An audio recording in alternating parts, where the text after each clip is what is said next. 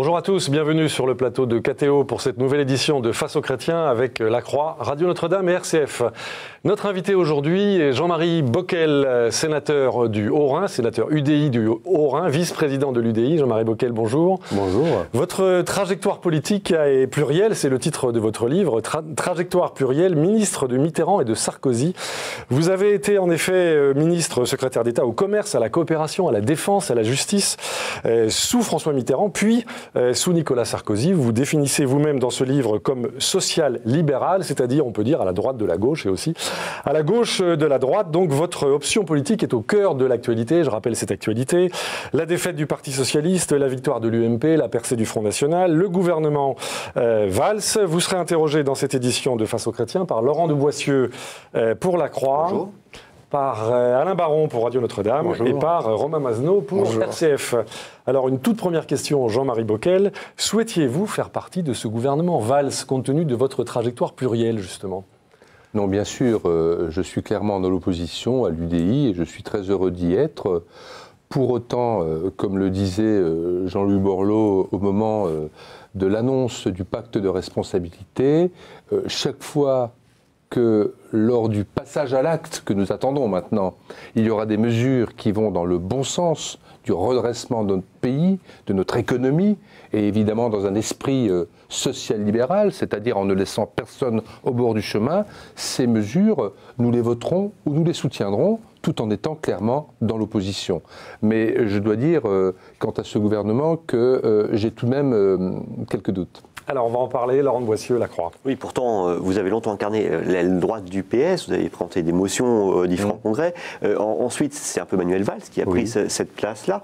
Est-ce que vos idées, finalement, ne sont-elles pas aujourd'hui au pouvoir ? Est-ce que le PS n'est enfin, ce que vous attendiez depuis longtemps, pas arrivé à cette gauche européenne, comme on voit dans les autres pays d'Europe, plus social-libérale que étatiste ? Jean-Marie Bockel. La question, c'est d'abord la question de la ligne politique que maintenant, peut-être, aura le président, le gouvernement, le Parti socialiste. Car vous faites allusion à mon passé. C'est vrai que j'étais au PS pendant 34 ans. C'est vrai que pendant les 10 dernières années, j'ai vraiment tout fait, y compris en allant jusqu'au vote des militants, pour essayer de les pousser à une ligne politique, je dirais, à la manière européenne, des Britanniques, des Allemands, de l'Europe du Nord, des Italiens. Et au fond, François Hollande, dans les 11 années où il était Premier secrétaire et où j'étais au parti encore à l'époque, aurait pu le faire, aurait dû le faire. Vous avez tenté de le convertir à l'époque au social-libéralisme. Mais vous savez, j'ai connu Hollande, je ne veux pas me vieillir, mais j'ai fait partie de l'aventure de l'or avec François Hollande, Ségolène Royal, Martine Aubry et quelques autres. Vous les avez tous bien connus. Et à l'époque, nous étions absolument, nous étions ensemble sur cette ligne delorienne, social-libérale. Et au fond, j'ai pensé que lorsque Hollande allait exercer cette responsabilité, eh bien, il aurait eu la possibilité finalement de mettre en œuvre cette ligne politique. Or, il ne l'a pas fait. Vous avez été déçu. Et j'en ai souvent parlé avec lui. Et je lui dis, mais vas-y maintenant, tu as la possibilité de le faire. Il ne l'a pas fait. Et aujourd'hui, il est devant le même problème, devant la même difficulté. Donc quand vous dites, vous devriez être heureux, moi je dis Manuel Valls, qui a effectivement repris d'une certaine manière ce flambeau social-libéral après que j'ai quitté le PS, avec un succès réel mais limité. Il a fait autour de 5% des voix. Moi j'avais fait 1%, donc c'est déjà mieux.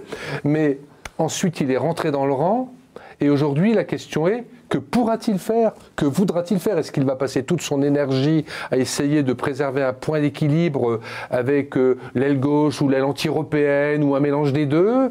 Ou est-ce qu'il va vraiment pouvoir se déployer ? C'est la question. Je ne dis pas d'avance qu'il ne le fera pas, mais je trouve quand même qu'il a quelques lourds boulets aux pieds. Romain Masneau, RCF. Quelques mots peut-être sur le partant, Jean-Marc Ayrault. Est-ce que, voilà, si vous deviez tirer un bilan de son action à la tête du gouvernement, ce serait lequel ? S'il y avait une ou deux bonnes réformes à son actif, ce serait lesquelles ? Jean-Marie Bockel. Bon, le problème de Ayrault, Ayrault, c'est pas la gauche du PS, c'est un social-démocrate classique à l'ancienne.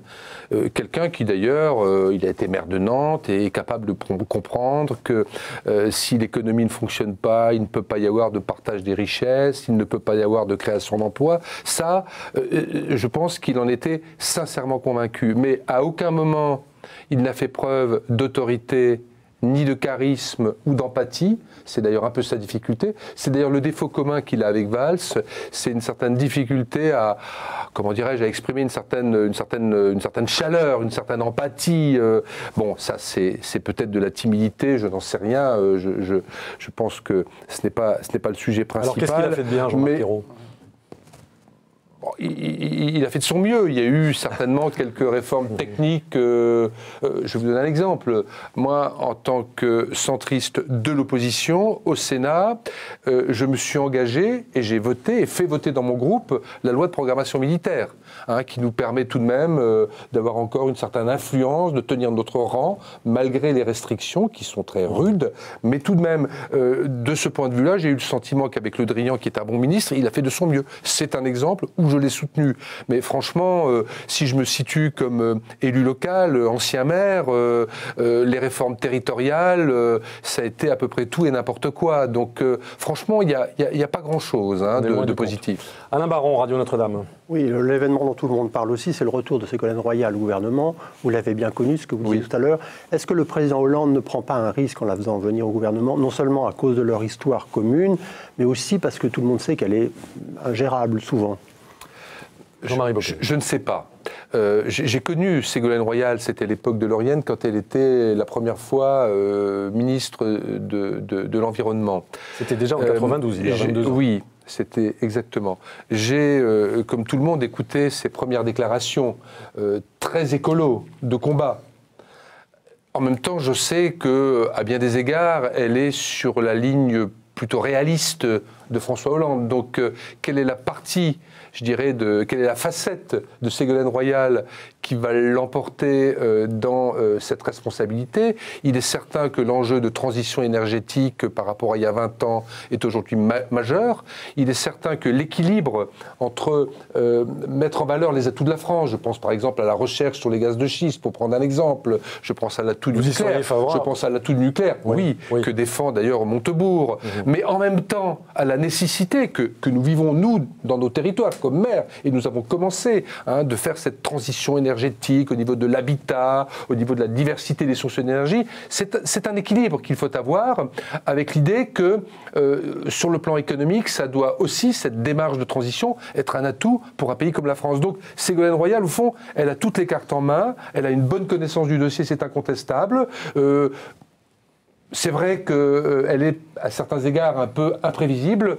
Je ne la condamne pas, entre guillemets, moralement, avant qu'elle n'ait commencé, mais en même temps, c'est sous bénéfice d'inventaire. Sous bénéfice d'inventaire. Laurent de Boissieu, La Croix. Vous l'avez dit tout à l'heure, vous seriez prêt éventuellement à voter le pacte de responsabilité, tout en vous disant dans l'opposition. Est-ce que finalement la logique politique, la logique des idées, quoi que vous disiez sur vos doutes sur l'orientation vraiment celle libérale de la politique sera menée, est-ce que la logique serait tout de même pas entendu que la gauche du PS, la gauche de la gauche, ne compte pas voter la responsabilité, ne compte pas voter le pacte? La logique politique ne serait-elle pas que le centre droit, des personnalités qui ont votre profil, se substituent en quelque sorte à une gauche de la gauche qui passerait dans l'opposition? Est-ce que c'est vous qui allez sauver le gouvernement, en fait? Très clairement, nous ne nous situerons pas à l'UDI au niveau de personnalités qui feraient ceci ou cela. Comment dirais-je, l'ouverture à des personnalités, j'ai déjà donné. J'en ai vu à l'époque le sens, j'étais au bout de mon histoire avec le PS, mais aussi les limites.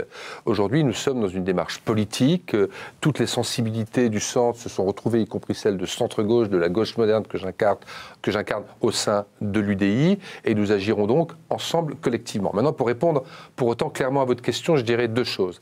La première, c'est que pour le moment, la gauche du PS, et je les connais bien aussi, fait beaucoup de bruit.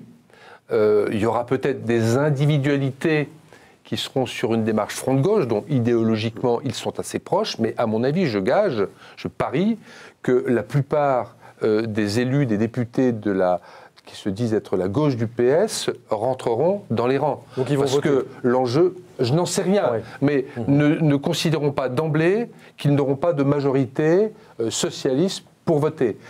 Parce qu'ils savent aussi, ils ne sont pas sots, que ce serait se tirer des balles dans le pied par rapport à leur propre avenir politique. Hein. Il vaut mieux parfois gérer, je dirais, la parole contestatrice, faire parler de soi, parce que quand on tire contre son propre camp, on fait parler de soi, que de claquer la porte. Pour autant, deuxième partie de ma réponse, car je ne veux pas esquiver votre question, si par moment, parce qu'il n'y aura pas un vote, une mesure, je pense que ça va se décliner sur quelques mois. Parfois ça sera la loi, parfois ça ne sera pas la loi, mais il y aura soutien ou pas soutien de la démarche. Il se peut qu'ici ou là, il y ait des éléments du PS qui manquent à l'appel. Et il se peut qu'ici ou là, nous, à l'UDI, nous décidions collectivement, ensemble, après, pas dans une démarche individuelle, après en avoir discuté, de soutenir telle ou telle démarche, si elle nous paraît pertinente. Je sais que vous allez peut-être me dire, au fond, comme à l'époque de Rocard, qui n'avait qu'une majorité relative, mais au fond, pourquoi pas ? Pourquoi pas ? Ça a permis de faire quelques bonnes réformes au passage. Donc soutien critique, en quelque sorte, Jean-Marie Bockel. C'est plus que ça, oui. c'est critique, oui. Parce que franchement, pour le moment, on demande de voir, mais n'excluant pas, si c'est une bonne mesure, le soutien, mesure par mesure, en restant très clairement campé dans la globalité de la démarche, dans l'opposition. Car la globalité de la démarche ne nous convient pas. Très bien. Je ne parle pas de la démarche du redressement, je parle de la démarche de l'action gouvernementale en général. Alain Baron, Radio Notre-Dame. Selon vous, le fait que les Verts n'aient pas souhaité rester au gouvernement, c'est une clarification bienvenue ? Enfin, vous savez, quand on les connaît un peu, et je les connais, j'y ai d'ailleurs quelques très bons amis, car il y a des personnalités de grande valeur chez les Verts, y compris au Parlement. Ils ont été très divisés sur cette affaire. Vous savez, il y a des Verts qui sont des réalistes sociodémocrates, voire sociolibéraux, avec une sensibilité environnementale forte. Il y en a, j'en connais. Hein. Je pourrais même vous citer des noms, hein, comme Leïla Hachi, par exemple, au Sénat, hein, qui a un peu de cette sensibilité, et d'autres qui sont plus, je dirais pas cyniques parce que j'ai pas apporté des jugements moraux, mais opportunistes, disons, dans leur prise de position, mais qui ne refuseraient pas d'être au gouvernement. Vous ne citerez pas de nom, hein, et là, je ne citerai pas de nom. Donc, au fond, vous savez ce que je pense vraiment, je veux dire, le fond de ma pensée, je l'ai lu ici ou là, mais ça a été peu dit. Je me demande si ils ne se sont pas un peu embarqués dans la démarche de Duflot, sans forcément y avoir complètement réfléchi et sans forcément que ça traduise réellement une attitude de rejet a priori de leur part. Je me demande s'ils ne sont pas en train de se dire mince. Hein, j'ai vu l'autre soir un plateau avec les deux coprésidents, par exemple, du groupe à l'Assemblée. Ils ont peut-être laissé passer leur chance historique. Ils sont peut-être passés. J'irai pas jusqu'à dire ça, parce que ce gouvernement ne va peut-être pas durer une éternité. Mais ils sont peut-être passés à côté de quelque chose. Et donc, je nuancerai leur opposition. Mais maintenant, je vais vous dire l'autre partie du fond de ma pensée, si je puis dire. Du point de vue de Valls, d'une certaine manière, par rapport à tous les problèmes qu'il va avoir à gérer pour agir, c'est peut-être pas plus mal. Ça fait un peu d'énergie qu'il n'aura pas à dépenser en interne. Il faudra la dépenser un peu au Parlement, certes, mais peut-être que c'est pas plus mal. Affaire à suivre. Romain Mazenot, RCF1. Oui, dimanche soir, le soir du second tour des municipales, certains dirigeants à gauche, en tout cas, ont dit qu'il fallait des baisses d'impôts, que c'était évident. C'est le cas de Ségolène Royal, par exemple. Et puis lundi soir, le président Hollande a dit qu'il le ferait, mais à l'horizon 2017. Est-ce que c'est possible, c'est réaliste, une baisse d'impôts, compte tenu des engagements qu'a pris la France vis-à-vis de l'Union européenne pour réduire les déficits, notamment? D'abord, pour préciser ce que vous dites, il a fait allusion, bien sûr, aux citoyens. Parce que les baisses d'impôts pour les entreprises, c'est un des éléments du pacte. Ou alors j'ai rien compris. Non, Et puis vous savez, il s'est passé un truc, je ne veux pas esquiver votre question, mais il s'est passé un truc, moi, qui m'interpelle, même si comparaison n'est pas raison. La classe politique européenne, et particulièrement française, a pris un sacré coup de vieux depuis l'arrivée aux responsabilités en Italie du nouveau président du Conseil. Matteo Renzi. Comment vous voyez Matteo Renzi ? On va voir, c'est pas sûr que ça marche, mais en tout cas, ça bouscule sérieusement. Et ça donne un coup de vieux à un certain nombre d'a priori. Au fond, on le voit engagé dans une démarche extrêmement pragmatique, agissant sur les leviers dont il dispose, communiquant clairement ce qu'il va faire. Vous savez, le vieil adage, je dis ce que je vais faire et ensuite je le fais. Pour redonner crédit à l'action politique vis-à-vis du citoyen. Donc le problème du pacte de redressement dans tous ses aspects, y compris l'aspect fiscal, c'est qu'il a créé effectivement un intérêt lorsqu'il a été annoncé il y a maintenant quelques semaines. Et puis on attend toujours. On attend toujours. Donc je pense, mais je ne suis pas évidemment le porte-parole de François Hollande, qu'il a certainement conscience qu'il s'engage dans un exercice hyper difficile, extrêmement dur, les 50 milliards, ça va être terrible, hein, et en même temps, avec le risque de récession, donc en même temps qu'il y aura ces mesures, il faudra aussi qu'il y ait des signes de confiance, de relance fiscaux ou sur des investissements structurants qui soient donnés, plus la négociation européenne en même temps, et il se dit, le signal que je veux donner sur le pouvoir d'achat, sur la fiscalité des ménages, je veux le dire, mais mais aujourd'hui, je ne sais pas le faire. Et au fond, moi, je trouve que cette annonce, ça a été un peu un coup d'épée dans l'eau. À la limite, il valait mieux pas le dire. Parce que dire en 2017, alors que tout le travail est devant nous, et c'est selon la réussite, ou le commencement de réussite, des effets de ce pacte, qu'il pourra donner des signes aux citoyens ou pas, au fond... c'est prématuré. C'est prématuré. Probablement. Justement, sur les 50 milliards, où est-ce qu'il faut faire des économies, dans quel poste il faut couper les... Alors, les fameux 50 milliards, si vous voulez, Jean-Marie Bockel. sans tomber dans une litanie technique dont je n'aurais en plus pas la compétence, la sécurité sociale, j'ai envie de vous dire, à un moment donné, on parlait de Migaud, comme ministre... Didier Migaud, président président de la Cour des comptes, ancien député socialiste, ancien président de la Commission des finances à l'Assemblée, ou rapporteur général du budget, je ne sais plus, président de la Commission des finances. Oui. Au fond, ça aurait été une bonne idée, parce qu'il a pointé tous les domaines, à la fois de l'action de l'État, mais aussi de l'action des collectivités, même si parfois ça a pu nous agacer, parce que parfois nous le vivons comme injuste. Mais enfin, il a pointé tous les domaines dans lesquels il est possible de faire des économies sans casser la machine. Il ne s'agit pas de casser l'État. Hein. Un pays sans État, ou avec un État très faible, c'est un pays qui a un navire sombre. Mais nous, on en est loin. Donc, comment dirais-je, muscler et faire maigrir l'État sans casser l'État, pousser les collectivités territoriales qui jouent un rôle essentiel, y compris en termes d'investissement, d'infrastructures, mais les pousser à continuer. Vous présidez l'agglomération du Mulhouse. Je préside l'agglomération de Mulhouse et je pense que je vais continuer à la présider après le succès de Jean Rotner, le maire de Mulhouse, à qui j'avais passé le témoin il y a 4 ans. Donc vous accepteriez... que j'ai soutenu. Mais je peux vous dire, alors, merci de me parler de mon expérience alsacienne. En Alsace, Philippe Richert a tenté un rapprochement des deux départements à la région. Justement. Ça n'était visiblement pas mûr dans les esprits, mais c'est l'avenir. De même que le renforcement des intercommunalités par rapport aux 36 000 communes, qui doivent rester comme lieu de proximité de démocratie, mais qui doivent davantage, je dirais, se structurer en intercommunalité forte. Ça, c'est des économies, c'est une mutualisation de moyens, c'est une capacité de faire sans démultiplier les administrations, les lieux de pouvoir, etc. Donc nous avons je dirais, une ardente obligation aussi de nous réformer, que ce soit au sommet, que ce soit à la base. Et donc les économies, on peut les trouver sans casser le pays.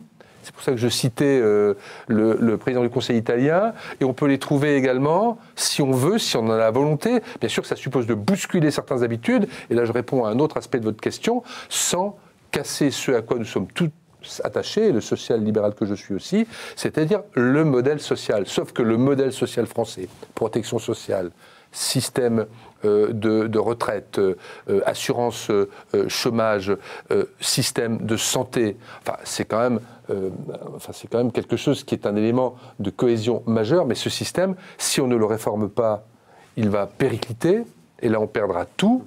Il faut le réformer sans, évidemment, le casser.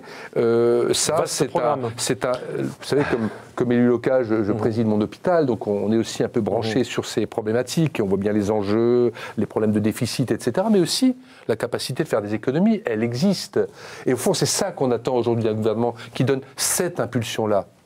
C'est possible sans casser le pays. Et si on ne le fait pas, je reprends un terme de Hollande lorsqu'il défendait le pacte, la France, il l'a dit à plusieurs reprises, la France décroche. Donc il est intelligent, il a compris les enjeux, il sait que si dans les 2-3 années à venir, il ne fait pas le job, la France décroche. Et une fois qu'on a décroché, regardez les pays d'Europe du Sud, pour remonter, c'est pas impossible, mais quel sacrifice! Quel sacrifice! Très bien, nous allons en rester là pour cette première partie de Face aux chrétiens. Je rappelle que notre invité est Jean-Marie Bockel, sénateur UDI du Haut-Rhin. Restez avec nous dans quelques instants.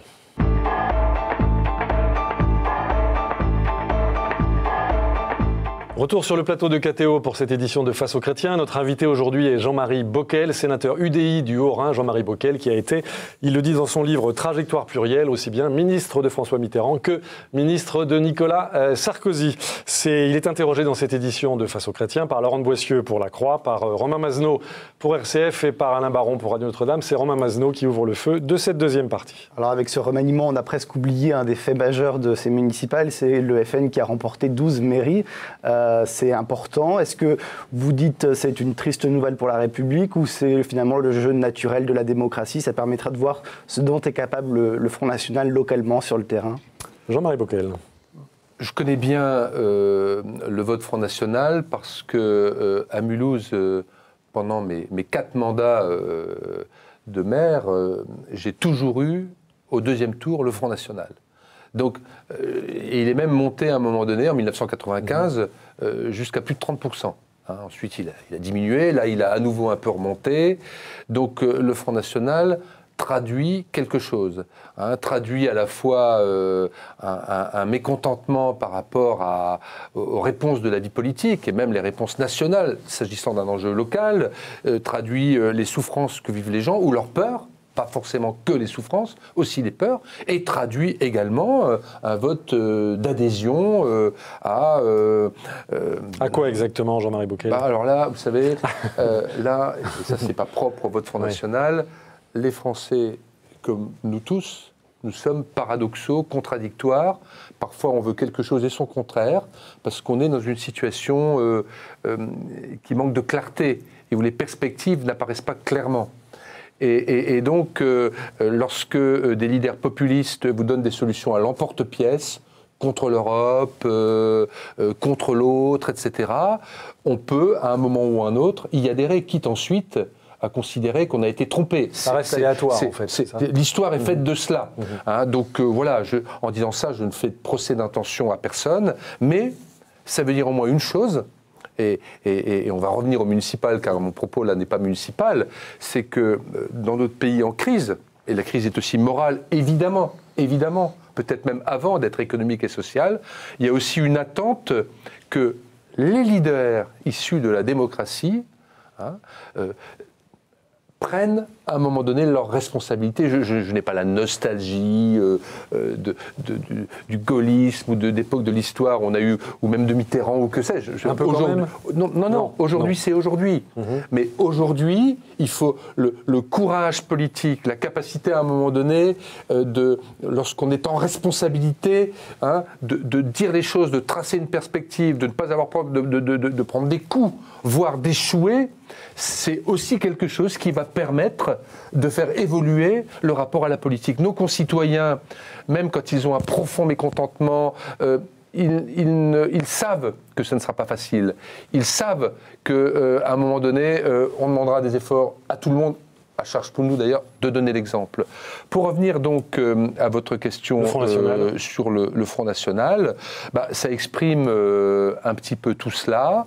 Je pense que chaque fois qu'on tombe dans l'ornière de la diabolisation hors du champ républicain et dans l'esprit des gens, le champ républicain c'est le champ démocratique, les valeurs républicaines, on peut en discuter à l'infini. Marine Le Pen sait très bien d'ailleurs, comment dirais-je, en jouer dans son discours.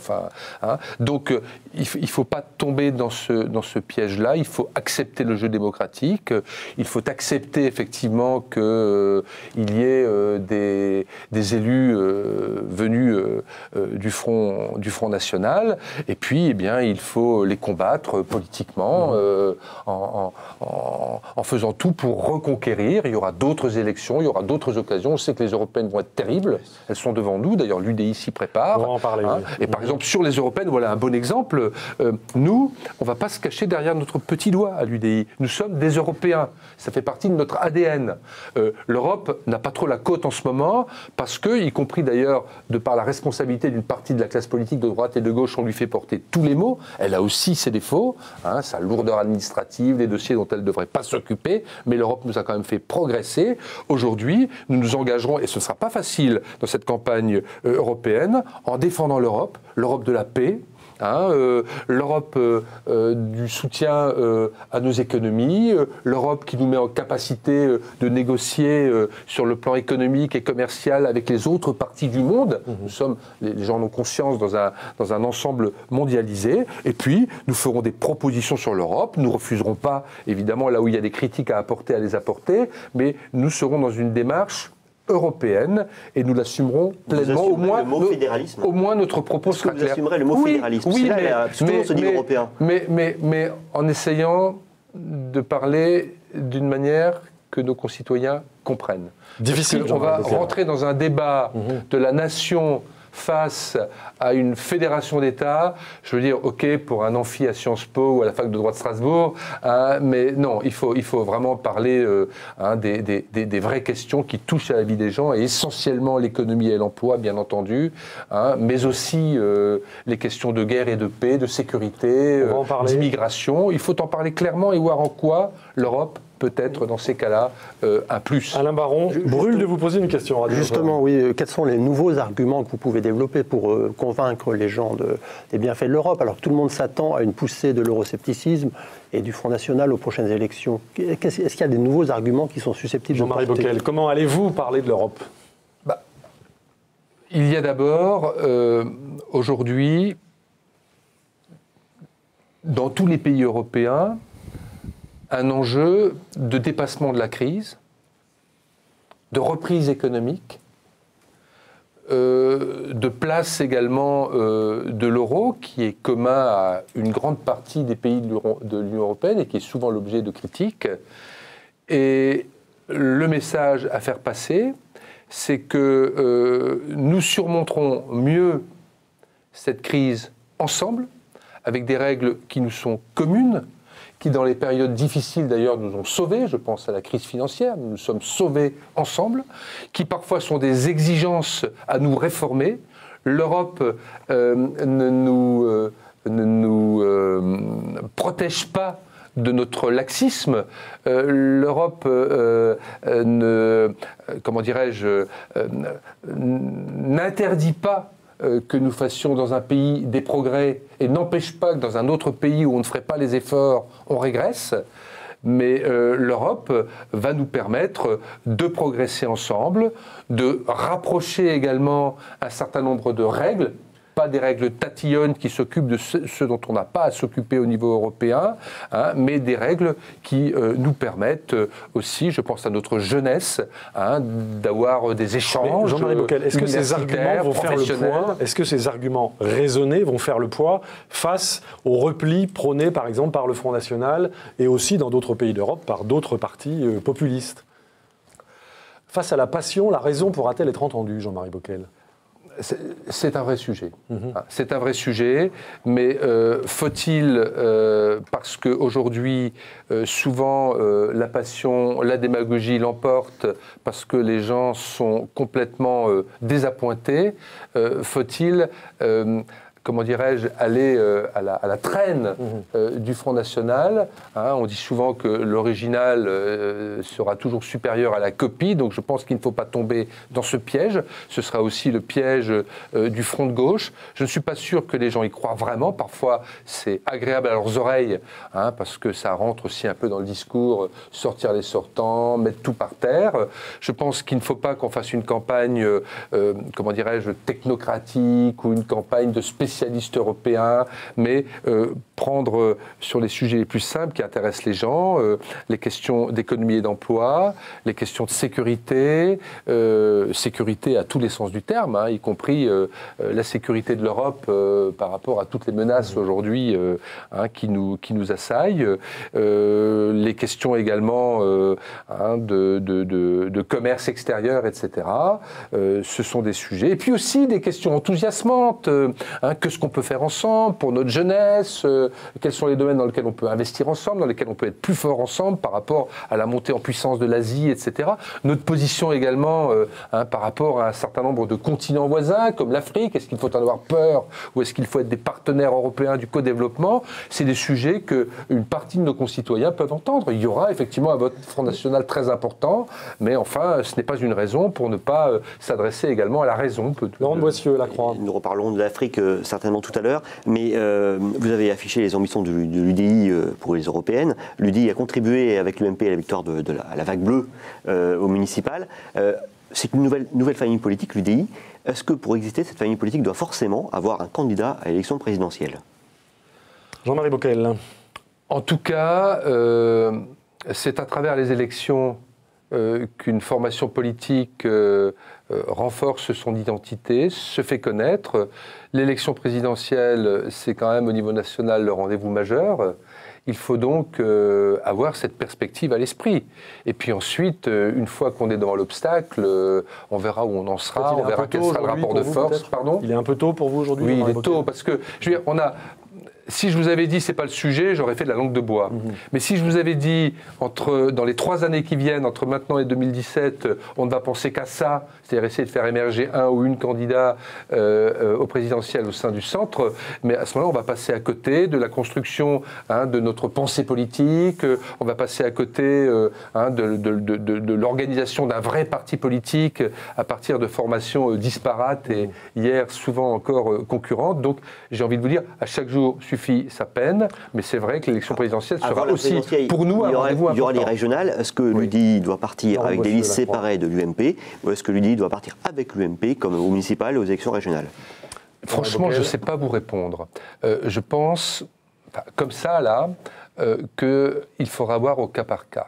Je ne suis pas sûr, nous n'avons pas encore discuté, qu'il faille établir pour les élections régionales une règle absolue pour l'ensemble des régions. Il y a des régions où nous sommes partenaires de sortants à majorité UMP, où ça aura un sens de le rester. Dans d'autres, ça n'aura peut-être pas fonctionné, où on n'aura pas trouvé le bon leadership et on devra s'affirmer. Dans d'autres encore, il y a une carte à jouer. C'est vraiment au cas par cas, mais avec l'idée tout de même que nous avons la perspective de gagner des régions et lorsqu'il faudra être unis pour gagner, il ne faudra pas hésiter, mais avec l'idée aussi que dans ces futurs présidents de région, ce serait bien, y compris à la fois pour notre mouvement et pour le pays, comme c'est le cas pour les municipales, qu'il y ait quelques centristes. Une dernière question de Romain Mazenot, RCF. François Hollande a parlé d'un gouvernement de combat sur les questions économiques et sociales pour lutter contre le chômage. Est-ce que ça veut dire, selon vous, qu'il va temporiser ou abandonner tout simplement ses projets de réforme sociétale sur la famille, sur la fin de vie? Quel est votre point de vue? Mon opinion, c'est que, franchement, il y a un temps pour tout. Et aujourd'hui, même en termes de cohésion sociale, même en termes de cohésion nationale, la priorité, c'est vraiment d'éviter le décrochage de la France. Ça permettra également d'aborder dans un esprit serein les questions de société sur lesquelles forcément il y a débat. Moi, à titre personnel, à la fois comme citoyen engagé, comme chrétien qui ne s'en cache pas, mais qui fait la part des choses, je me méfie toujours des solutions de facilité. La question de la fin de vie est un sujet extrêmement délicat. Le secrétaire d'État, Leonetti, qui a fait un gros travail là-dessus, a permis de franchir une étape. Il faut y toucher à cette loi Leonetti. Pardon ? Il faut y toucher à cette loi Leonetti. Il faut être très prudent. Moi, je trouve qu'il faut être très prudent parce qu'on est très vite sur des effets pervers, notamment par rapport à nos anciens. On le sait, l'actualité est faite d'exemples où on voit très vite qu'entre soulager des maux et accélérer un départ qui n'est pas voulu. Et il y a aussi le regard qu'on porte sur la vieillesse. Ouais. Enfin, les questions de société amènent d'autres questions de société. Je ne dis pas qu'il ne faut pas prendre en compte un certain nombre de détresses, mais moi, dès qu'on rentre dans des débats sur le droit à mourir, etc., je deviens extrêmement prudent. Parce qu'il faut toujours faire la part des choses, voir l'ensemble des aspects d'une question avant d'avancer. Donc sur les réformes de société, franchement, allons-y au bon rythme et... commençons par les choses qui sont d'une première urgence. Et ce n'est pas ces sujets-là. Alain Baron, Radio Notre-Dame. Oui, au vu des dernières élections municipales, il semblerait que le Sénat rebascule à droite à l'automne. On le dit, oui. C'est ce qui se dit, c'est possible. Vous y prendrez votre part, sans doute. Et Vous êtes sénateur UDI du Haut-Rhin, Oui, je suis renouvelable, donc je serai candidat, donc j'y prendrai modestement ma part. Le Sénat sera une machine de guerre contre le président? Jean-Marie Bockel. Je vais vous dire, si on regarde la période précédente, après le basculement à gauche de 2011, que j'ai vécu de l'intérieur, il est certain que la gauche, et notamment l'équipe Hollande, s'est servie du Sénat pour préparer sa victoire. Mais au fond, il n'y a rien qui m'ait particulièrement choqué. Ce qui m'a le plus choqué, c'est depuis quelque temps l'évanescence du Sénat. Un président qui est très peu présent dans le débat public, qui est un homme tout à fait respectable d'ailleurs sur le plan de sa personne, mais enfin on ne peut pas dire que c'était une grande voix, on ne peut pas dire non plus que le Sénat ait porté une vraie capacité de négociation avec le pouvoir de la même sensibilité, parfois de la mauvaise humeur, des lois qui ne sont pas passées, mais tout ça a été assez stérile. Et j'ai envie de dire un truc peut-être un peu décoiffant. Moi, je suis pour le bicamérisme, et j'ai été député pendant 4 mandats, j'ai beaucoup de plaisir à être sénateur, j'ai fait un travail de fond sur la cybersécurité, je viens de produire un rapport avec des collègues de tous bords sur l'Afrique et notre avenir, donc je crois dans le Sénat, mais quand on voit le jeune président du Conseil italien qui supprime le Sénat, ça doit nous interpeller. Je veux dire, si le Sénat, à un moment donné, ne retrouve pas sa place, ne se ressaisit pas, non pas comme machine de guerre politicienne, mais comme lieu du débat, de la capacité de porter des enjeux de société, voire de la capacité aussi, c'est vrai, mais dans un esprit constructif, sénatorial, de négocier avec le pouvoir exécutif en place, peu à peu, les gens se diront, certains le disent déjà, à quoi sert le Sénat? Je n'aimerais pas qu'on en arrive à une telle situation qui permette un jour à un leader politique de demain de dire, a-t-on besoin du Sénat? Très bien, nous allons marquer une deuxième pause dans cette édition de Face aux chrétiens. Notre invité aujourd'hui, Jean-Marie Bockel, sénateur UDI du Haut-Rhin. Restez avec nous, à tout de suite.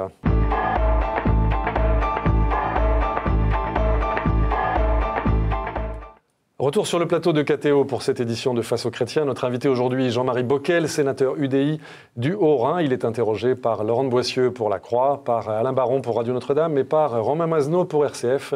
C'est Alain Baron de Radio Notre-Dame qui ouvre le feu de cette dernière partie de Face aux chrétiens. Oui, M. Bockel, vous vous intéressez aux affaires de défense et à l'Afrique, vous venez d'en parler. La France vous avez été ministre de la Coopération, il faut le dire, secrétaire d'État. Et secrétaire d'État à la Défense. Également à la Défense, oui. La France est engagée en Centrafrique en ce moment. Comment vous analysez cette opération? Fallait-il y aller? Faut-il y rester? Parce que c'est compliqué quand même. Il fallait aller au Mali, il fallait aller en Centrafrique. C'est d'ailleurs la démonstration que la France est encore un pays européen, à certains égards le seul, qui ait la capacité à la fois opérationnelle mais aussi politique, car certains grands pays comme l'Allemagne sont bons au même niveau que nous sur le plan opérationnel, voire la Grande-Bretagne, mais ne passent pas... Et là, il y a eu quand même, de la part du président Hollande, une capacité de trancher, de prendre des décisions qui est à son honneur. Il y va de notre sécurité, il y va également de notre relation à l'Afrique, il y va également de notre statut de membre permanent du Conseil de sécurité et donc de l'influence de la France. Ça compte aussi pour un pays et ça compte aussi même par rapport à la place d'un pays dans le monde qui forcément à un moment ou à un autre, cette place d'un pays dans le monde a des aspects économiques. Je vous donne un exemple. Souvent il est de bon ton de critiquer nos industries de défense qui sont toutes avec un pied important dans le domaine civil. Et dans le domaine cyber que je connais bien, c'est parce qu'on a des industries de défense dignes de ce nom que nous avons une capacité également de nous déployer dans le domaine de la cyberdéfense ou dans d'autres domaines, dans le spatial, dans l'aéronautique, tout ça c'est lié. Et ça fait partie des atouts français. À côté de ça, nous avons des devoirs. Nous avons des responsabilités, c'est très difficile, c'est très compliqué. Le Mali, c'était très difficile, mais nous avons eu les soutiens qu'il fallait et ça continue, notamment au niveau européen. Mais est-ce qu'on peut y rester? Est-ce qu'on a les moyens d'y rester? On n'a pas vocation à y rester très longtemps, mais nous devons. Ça ne coûte pas si cher par rapport à l'enjeu. Et au fur et à mesure, c'est un des enjeux du sommet de Bruxelles en ce moment et des conversations entre Hollande et Merkel, que les Européens monteront en puissance sur le plan financier, cofinancer l'opération, sur le plan également de leur présence, même avec les limites que chaque pays apportera, plus également l'interpellation de l'Afrique, de l'Union africaine, des sous-régions pour également monter en puissance. Et c'est ce qui est en train de se passer au niveau de forces africaines, que d'ailleurs, à travers une démarche européenne au Mali et demain en Centrafrique, nous contribuons à former, avec ensuite, dans un deuxième temps, l'arrivée bientôt des Nations Unies. Peu à peu, nous allons pouvoir installer, permettre l'installation d'un État de droit. J'ai rencontré il y a 2 jours chez le président du Sénat la présidente de Centrafrique, et je m'y rends d'ailleurs dans le cadre de la commission de la défense du Sénat dans quelques jours avec des collègues. Donc nous suivons cette affaire de très près. Je pense que, même si c'est difficile et parfois difficile à expliquer, nous avons, pour toutes les raisons que j'ai dit, nous avons les raisons d'être là, nous avons les moyens opérationnels de le faire, et nous trouverons, à travers nos partenaires européens et d'autres nations, mais aussi africains, les moyens de le faire pendant un certain temps. Et si on ne l'avait pas fait, c'est quand même intéressant de temps en temps de regarder le scénario. Nous ne serions pas allés au Mali. Le scénario, nous aurions laissé le chaos, le génocide et ensuite l'installation de groupes mafieux terroristes, al-qaïdistes s'installer dans cette région de l'Afrique qui en est encore un peu préservée. Vous voyez la tache d'huile avec des États fragiles à côté, le Soudan. Enfin, donc il y a un enjeu géopolitique majeur que nous devons expliquer à nos concitoyens. C'est aussi ça, être responsable politique, dire oui, ça a un certain coût, il n'est pas exagéré. C'est aussi, ça procède aussi du caractère opérationnel de notre force armée, digne de ce nom, de son attractivité. Justement, on parlait tout à l'heure d'économie budgétaire. Laurent de Boissieu-Lacroix. Concrètement, est-ce que la France a encore aujourd'hui les moyens de sa grandeur, si on prend un terme gaullien? Jean-Marie Bockel. Non à la manière d'hier, mais à la manière d'aujourd'hui. La loi de programmation militaire, qui était aux limites du dur, vous diront à juste titre les militaires, mais a été quand même une sorte d'équilibre préservé. On n'insulte pas l'avenir, on n'insulte pas notre capacité, non pas d'une espèce de mythique Europe de la défense, mais au moins avec quelques pays de construire une défense européenne, n'est-ce pas? Et ça va obligatoirement se faire dans les prochaines années, parce que c'est aussi leur intérêt.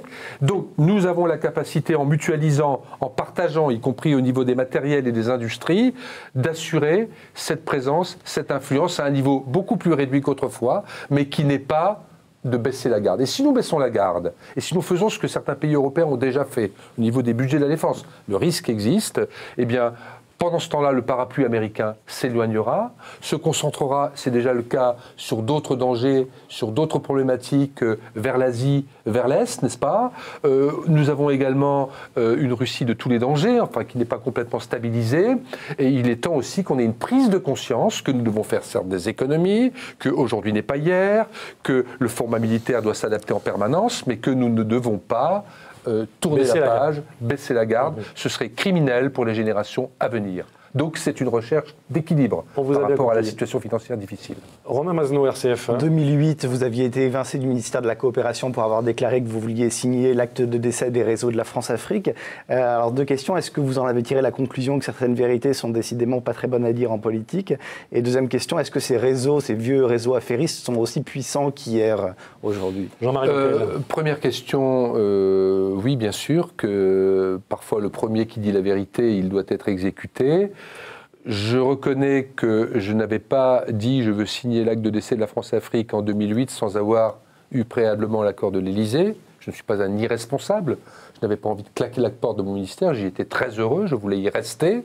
Simplement, il y a eu un décalage entre ce que je pensais être un accord avec le président de l'époque et surtout son équipe, des gens très bien, et l'analyse qu'il a eue quelques semaines après de ce qu'on appelle la raison d'État. C'est-à-dire, on a froissé les pays amis, surtout à un moment où sortait l'affaire des biens mal acquis, donc j'en ai payé le prix, c'est pas grave. Ensuite, sur la deuxième question, dans notre rapport que nous avons déposé au Sénat avec plusieurs de mes collègues, l'Afrique et notre avenir, à la fin de l'année dernière, et qui je crois, montre bien qu'on a une carte, y compris économique, culturelle, de la francophonie à jouer, nous avons écrit que cette question des vieux réseaux n'était plus le sujet majeur. Il ne fallait pas s'arrêter à ça. Vous parliez de l'influence de la France en Afrique. C'est aussi ces réseaux-là qui font l'influence de la France en Afrique. Donc on ne peut pas à la fois... Attendez, il y a réseau et réseau. Il y a réseau et réseau. On ne parle pas des mêmes. Je veux dire, les petits réseaux d'Afrique-France, de valises de billets, toutes ces petites choses. Franchement, ça, c'est fini. Non, ça n'est pas fini. Non, ça n'est pas mais fini. ça a décliné, mais... J'en discutais récemment avec un important chef d'entreprise. Il est attentif dans sa relation économique saine avec les chefs d'État africains que ces intermédiaires ne réinterfèrent pas, parce que certains réseaux disparaissent. Bon, il y a forcément, dès qu'il y a de l'argent, il y a de la convoitise. Mais grosso modo, ça n'est pas le sujet majeur de notre relation. Par contre, oui, il y a des réseaux au meilleur sens du terme qu'il faut développer. Nous avons des entreprises formidables qui sont présentes en Afrique. Nous avons maintenant des entreprises africaines qui sont en train de se développer. Et souvent, en Afrique francophone, elles ont établi des contacts avec notre pays. Ce sont des atouts. Il y a des réseaux également dans le domaine intellectuel que nous devons développer, dans le domaine de la formation, de l'université, culturelle. Donc ça, c'est vrai, ça existe et c'est très bien que ça existe. Nous avons une carte à jouer. Les pays émergents, à commencer par la Chine, sont là. Donc on n'est plus dans une espèce de nostalgie d'autrefois, on n'est plus dans cette espèce de relation fausse, je t'aime, moi non plus, entre interférence et ingérence, mais nous devons être de plus en plus, et les conditions sont réunies, dans une relation d'égal à égal, où nous avons un intérêt bien compris de part et d'autre, où les Africains ont compris que c'est bien qu'il y ait la Chine, c'est bien qu'il y ait les pays émergents, mais il ne faut pas qu'ils soient seuls. Nous pouvons aussi apporter une expertise, nous pouvons aussi apporter un savoir-faire, et puis nous avons une histoire au partage. On sent que votre passion pour l'Afrique ne vous a pas quitté, Jean-Marie Bockel. Mais l'Afrique, c'est notre avenir, à la fois parce que les défis africains, démographiques, humanitaires, de santé publique, climatiques, peuvent être des menaces, mais en même temps, un développement de l'Afrique qui est aujourd'hui en pleine croissance, c'est aussi une chance pour nous. L'Afrique, c'est un bateau qui quitte le port. Il va traverser des tempêtes, mais si on n'est pas dans le bateau, eh bien, on s'en éloignera et on sera à côté de ce développement. Ce serait une énorme erreur pour la France. Une toute dernière question, peut-être plus franco-française. Alain Baron, Radio Notre-Dame. Européenne, en tout cas. Vous avez parlé tout à l'heure de la Russie, de tous les dangers. Quelle est la bonne attitude de l'Europe et de la France vis-à-vis de la Russie? Est-ce qu'il faut l'attaquer frontalement ou est-ce qu'il faut parler avec elle? Jean-Marie Bockel, une dernière réponse. La Russie, y compris la Russie de Poutine, est un voisin qui ne veut pas entrer en guerre avec nous, avec qui on commerce, avec qui on a des relations historiques anciennes.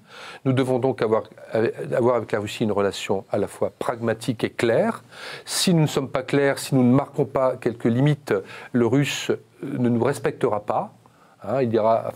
Il nous méprisera, mais en même temps, nous ne devons pas pratiquer la politique de la chaise vide. C'est donc avec la Russie une politique de fermeté, d'équilibre et de dialogue que nous devons mener. Ça n'est pas facile, mais c'est tout l'art de la diplomatie. Merci beaucoup Jean-Marie Bockel. Je rappelle que vous êtes sénateur UDI du Haut-Rhin. Je rappelle le titre de votre livre, Trajectoire plurielle, ministre de Mitterrand et de Sarkozy, publié aux éditions Alfarès. La semaine prochaine, l'invité de Face aux Chrétiens sera Pascal Lamy. Pascal Lamy, ancien directeur général de l'OMC, l'Organisation mondiale du commerce, ancien commissaire européen. Il sera évidemment largement question de mondialisation et de la place de l'économie française dans cette démondialisation. D'ici là, vous pouvez évidemment retrouver notre émission sur les différents sites de KTO, La Croix, Radio Notre-Dame et RCF. Merci de votre attention et à la semaine prochaine. Merci à tous. Au revoir.